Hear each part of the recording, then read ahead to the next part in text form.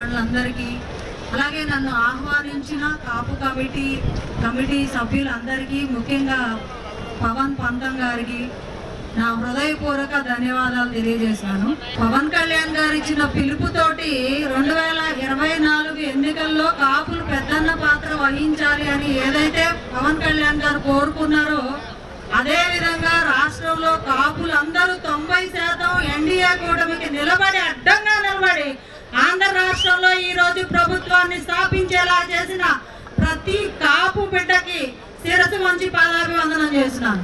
ఎందుకంటే పవన్ కళ్యాణ్ గారిని 2019లో నమ్మలేకపోయాం కాబట్టి 24లో నిలబడి మన పవర్ ఏంటో చూపించారు.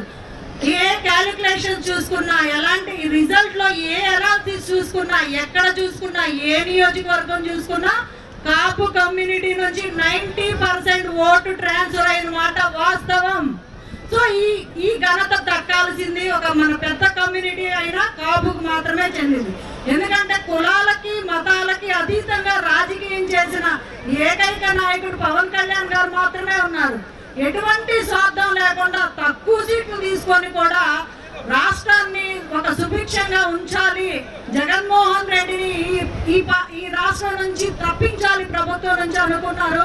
ఆయన అనుకున్న ఆలోచనకి అందరూ నిలబడి కూడా ఈరోజు మన ఒక రాజధాని కానీ పోలవరం కానీ త్వరితగతిన ముందుకు జరుగుతున్నాయంటే, మన రాష్ట్రం అభివృద్ధి జరుగుతుంది అంటే దానిలో మన పాత్ర 90% ఉంది అనేది ఎవరు మర్చిపోవద్దు.